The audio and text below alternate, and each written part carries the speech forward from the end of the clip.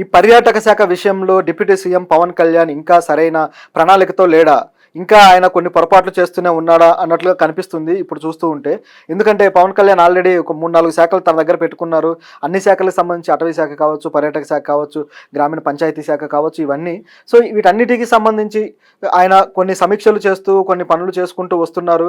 ప్రతి దాంట్లో కూడా కొంత అవన్నీ డిస్ట్రాయ్ అయిపోయాయి. వాటి సరిగ్గా సంస్థాగతంగా లేవు, వాటిలో నిధులు లేవు. మరి ఆ సంస్థల్ని కానీ ఆ సెక్టార్ని ఏ విధంగా మనం డెవలప్ చేయాలో దానికి సంస్థాగతంగా ఏర్పాటు చేయాల్సిన అవసరం ఉంది. ఇదంతా టైం తీసుకునే ప్రాసెస్ అని చెప్పేసి ఆయన సమీక్షల తర్వాత చెబుతూ వస్తున్నారు. అంటే ఇప్పుడు ఈ ఏ సెక్టార్స్ అయితే ఉన్నాయో, పంచాయతీలో ఉన్న సమస్యలు కావచ్చు, ఇవన్నీ కూడా ఇవి కాస్త నిదానంగా అవి పరిష్కారం అయ్యే పరిస్థితి కనిపిస్తుంది. అయితే దీన్ని మనం తప్పు పట్టలేము, కొత్తగా వచ్చిన గవర్నమెంట్ కాబట్టి ఇలాంటి పరిస్థితులు ఎలాగో ఉంటాయి, అవి అర్థం చేసుకోవాల్సిందే. కానీ కొన్ని విషయాల్లో మాత్రం కండిషన్స్ గట్టిగా పాటించాల్సిన పరిస్థితి ఉంది. అదేంటంటే పర్యాటక శాఖ విషయంలో. నిజానికి మన ఆంధ్రప్రదేశ్కి పర్యాటక శాఖ విషయంలో పర్యాటక శాఖ నుంచి వచ్చే ఆదాయం చాలా చాలా తక్కువ, కనీసం 1% కూడా లేదు. ఇలాంటి పరిస్థితుల్లో ఎన్నో చారిత్రక కట్టడాలు, ఎన్నో చారిత్రక మాన్యుమెంటల్ స్ట్రక్చర్స్ అక్కడ ఉన్నాయి. మన ఏపీలో అనేక అడవులు కావచ్చు, అలాగే సహజ సిద్ధంగా ఏర్పడిన పర్యాటక ప్లేసులు కూడా చాలా ఉన్నాయి, గుహలు, ఇట్లాంటివన్నీ కూడా. సో ఇలాంటివన్నీ ఉండి కూడా వాటికి సంబంధించి ప్రచారం కానీ, అలాగే వాటికి సంబంధించిన జాగ్రత్తలు కానీ గత కొద్ది సంవత్సరాలుగా తీసుకుంటున్నట్టు కనపడలేదు మన ప్రభుత్వాలు. ఇప్పుడు పవన్ కళ్యాణ్ వచ్చారు. పవన్ కళ్యాణ్ కూడా ఈ పర్యాటక శాఖకు సంబంధించి ఏ సమీక్షలు చేసినట్టు లేదు, వాటికి సంబంధించి ఎలాంటి కొత్త ప్రణాళికలు రూపొందించినట్టు కూడా కనిపించట్లేదు. కనీసం సమీక్షలు అయితే పెట్టాల్సిన అవసరం ఉంది. మరి ఆయన ఎప్పుడు చేస్తారో తెలియదు, కానీ ఆయన సమీక్షలు చేయాలి. చేసి కొత్తగా కమిటీలు, ప్రణాళికలు వేసి దానికి ఏమన్నా సమాధానాలు చెప్పాల్సిన పరిస్థితి అయితే ఆయనకు ఉంది. ఎందుకంటే ఇప్పుడు ఈ పర్యాటక స్థలాలన్నీ కూడా ఈ అక్రమార్కుల చేతుల్లో పడి అవి అన్యాయం అయిపోతున్నాయి, అవి అన్యాక్రాంతం అయిపోతున్నాయి, నాశనం అయిపోతున్నాయి, ఇట్లా రకరకాలుగా జరిగిపోతున్నాయి అనమాట. సో దీన్ని అడ్డుకోవాలంటే ఖచ్చితంగా ప్రభుత్వం రియాక్ట్ అవ్వాల్సిన పరిస్థితి ఉంది. ముఖ్యంగా చూసుకుంటే ఇప్పుడు ఎర్రమట్టి దిబ్బలు, ఈ ఎర్రమట్టి దిబ్బలది గత కొద్ది రోజుల నుంచి వైరల్ అవుతూనే ఉంది కదా. ముఖ్యంగా ఈ గుడివాడ అమర్నాథ్ ఎవరైతే ఉన్నారో గత ప్రభుత్వంలో ఐటీ మినిస్టర్గా చేసిన వ్యక్తి, ఆయన ఎర్రమట్టి దిబ్బల దగ్గరికి వెళ్ళి ఆ సెల్ఫీలు దిగి, ఇది చూసారా ఎర్రమట్టి దిబ్బలు ప్రభుత్వం ఎలా దోచుకుంటుందో, ఇక్కడ నుంచి మట్టిని తరలిస్తున్నారు, ఇక్కడ నుంచి అక్రమంగా తరలిస్తున్నారని చెప్పేసి ఆయన ట్విట్టర్లో పెట్టడం కావచ్చు, ప్రభుత్వాన్ని ఎద్దేవా చేయడం కావచ్చు, ఇవన్నీ చేశాడనమాట. సో ఇదంతా బాగానే ఉంది, అవి నష్టపోతున్నాయి అనేది కనిపిస్తూనే ఉంది, నిజమే. అయితే ఇక్కడ గమనించాల్సింది ఏంటంటే ఇది ఈ ప్రభుత్వం వచ్చిన తర్వాత ఈ నెల రోజుల్లో జరుగుతున్న పని కాదు, గత 6 నెలలుగా జరుగుతున్న పని. 6 నెలల క్రితం ఏ ప్రభుత్వం ఉంది? గత 4 నెలలుగా ఇది జరుగుతూనే ఉందంటే అప్పుడు ఏ ప్రభుత్వం ఉంది? ఎవరు వాళ్ళకు అండదండగా ఉన్నారు? ఎవరు వాళ్ళకి సపోర్ట్ చేశారు? ఎవరు చేస్తే వాళ్ళకు నుంచి దోచుకోగలిగారు అక్రమార్కులు? ఇలా ప్రశ్నలు చాలా ఉన్నాయి. కాకపోతే వాళ్ళకు ఒక కొబ్బరి చెప్పు దొరికింది, దాన్ని హైలైట్ చేద్దాము, దాన్ని ఏ విధంగా అయినా మీడియాలో వైరల్ చేద్దామని చెప్పేసి కోతి కొబ్బరి చెప్పు దొరికిన మాదిరి దాన్ని చేశారనమాట. అయితే ఓకే, ఆయన దాన్ని ప్రజల దృష్టికి తీసుకురావడం బాగానే ఉంది. ఆయన గతంలో మినిస్టర్గా ఉన్నప్పుడే ఈ పని చేసి ఉంటే బాగుండేది, కానీ ఇప్పుడు రియాక్ట్ అయ్యాడు అనమాట. సో సరే, ఎలాగో రియాక్ట్ అయ్యాడు, ఇంతవరకు ఓకే, ఆయన రెస్పాన్సిబిలిటీ ఏదో చూపించాడు. మరి ప్రభుత్వం ఏం చేస్తుంది? ప్రభుత్వం దీని మీద మేము యాక్షన్ తీసుకుంటామని పవన్ కళ్యాణ్ అన్నారు, కానీ ఇక్కడ జరగాల్సిన విషయం ఏంటంటే ఇది ఆల్రెడీ హరించుకుపోతుంది అనమాట. ఇవి ఆల్రెడీ కొంత మట్టిని తీసుకొని పోవడము, ఎర్రమట్టి దిబ్బలు అనేవి నిజానికి అవి ప్రకృతి సిద్ధంగా ఏర్పడిన పర్యాటక ప్రాంతం. అది విశాఖ భీమిలి మధ్యలో దాదాపు 15 కిలోమీటర్ల పరిధిలో ఉంటాయన్నమాట ఇవి.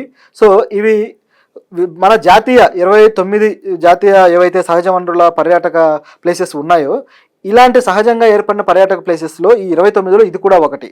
ఇలాంటి ఎర్రమట్టి దిబ్బలు దేశం మొత్తం మీద 2 ఉన్నాయి.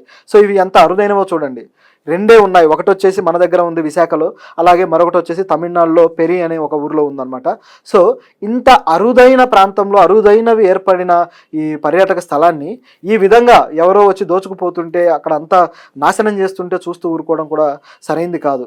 అయితే ఇది మనకు తెలిసింది మాత్రమే, ఇంకా తెలియాల్సినవి చాలా ఉన్నాయి. చాలా పర్యాటక స్థలాలు అక్రమార్కులకు వేదికలు అయిపోయి దోచుకోవడానికి కారణమైపోతున్నాయి అనమాట. సో దీన్ని అడ్డుకోవాల్సిన పరిస్థితి ఏపీ గవర్నమెంట్ మీద ఉంది. ఇదొక్కటే కాదు, మరిన్ని కూడా పర్యాటక ప్రదేశాలు ఉన్నాయి, అవి కూడా చాలా దెబ్బతినిపోయాయి అనమాట. గతంలో విజయవాడ దగ్గర హంసల దీవి ఏదైతే ఉందో, సముద్రము నది కలిసే ప్రాంతం, ఈ హంసల దీవి ఎంతోమంది పర్యాటకులు, ప్రాంతీయ పర్యాటకులు, మన రాష్ట్రం నలుమూలల నుంచి అట్లాగే తెలంగాణ నుంచి కూడా అనేక మంది పర్యాటకులు అక్కడికి వెళ్ళి చూసేవాళ్ళు. ఆ ప్రాంతం కూడా చాలా వరకు నష్టపోయి, చాలా వరకు తన సౌందర్యాన్ని కోల్పోయింది, దానికి సరైన మెయింటెనెన్స్ లేక. ఇట్లాంటి నష్టాలు ఎన్నో జరుగుతూ వచ్చాయి. అయితే ఇప్పుడిప్పుడే కొద్దిగా చేంజ్ చేస్తూ కొద్దిగా మార్పు తీసుకొచ్చే ప్రయత్నం జరుగుతున్నట్టు కనిపిస్తుంది, కానీ ఇంకా రిగరస్గా పనిచేయాలి, ఇంకా బాగా అగ్రెసివ్గా పనిచేయాల్సిన పరిస్థితి అయితే ఉంది. ముఖ్యంగా చూసుకుంటే ఇప్పుడు కందుల దుర్గేష్ పర్యాటక శాఖ మంత్రి ఎవరైతే ఉన్నారో, ఈయన కూడా ఇప్పుడు కొత్తగా ఈ అఖండ గోదావరి రాజమహేంద్రవరం దగ్గర అఖండ గోదావరిని పర్యాటక స్థలంగా అభివృద్ధి చేస్తాము, అక్కడ ఎంతో డెవలప్ చేస్తామని చెప్పి ఆయన కూడా చెప్పడం జరిగింది. అయితే ఆయన డెవలప్ చేయాల్సిన ఆయన ఆలోచన ఏంటంటే కేవలం ఈ పర్యాటకులే కాకుండా తర్వాత మళ్ళీ పుష్కరాలు ఉన్నాయి. సో ఈ పుష్కరాల విషయంలో మనం దానికి సంబంధించి బాగా పనిచేయాల్సిన అవసరం ఉంది కాబట్టి, త్వరలో రాబోతున్నాయి కాబట్టి ముందు నుంచే దానికి చాలా జాగ్రత్తగా పర్యాటక స్థలంగా మనం అభివృద్ధి చేస్తే అప్పుడు కాస్త ప్రజలు రావడానికి కానీ అనుకూలంగా ఉంటుందనేది వీళ్ళ ఆలోచన. సో ఇది కూడా బాగానే ఉంది. ఇది మాత్రమే కాకుండా చారిత్రక కట్టడాలు ఉన్నాయి. ఇవన్నీ సహజ సిద్ధంగా ఏర్పడేవి, నదులు కావచ్చు, ఇవన్నీ కూడా. ఇదొక ఎత్తు అయితే చారిత్రక కట్టడాలు ఉన్నాయి. చారిత్రక కట్టడాలు కూడా వాటికి మెయింటెనెన్స్ లేక అవన్నీ కూడా శిథిలమైపోయే పరిస్థితి కూడా కనిపిస్తుంది ఏపీలో. సో దీన్ని కూడా పట్టించుకోవాల్సిన పరిస్థితి ఉంది. అప్పుడే ఆ ప్రాంతంలో కొద్దిగా ఆ ప్రాంత ప్రాశస్త్యానికి అవి ఒక చిహ్నాలు, చారిత్రక కట్టడాలు అనేవి. సో ఆ ప్రాశస్త్యాన్ని నిలపాలన్నా, దాన్ని కాపాడాలన్నా కూడా ఈ చర్యలు తీసుకోవాల్సిన అవసరం అయితే మన ప్రభుత్వానికి ఉంది. మరి వీటి విషయంలో ఎప్పుడు చర్యలు తీసుకుంటారు, పర్యాటక శాఖ నుంచి కూడా ఆదాయాన్ని తీసుకొచ్చే మార్గాలు ఎప్పుడు అన్వేషిస్తారనేది చూడాలి. కేవలం లోకల్ పర్యాటకులే కాదు, ఇతర రాష్ట్రాల నుంచి కూడా పర్యాటకులు వచ్చేలా ప్లాన్ చేయాల్సిన అవసరం అయితే ఉంది.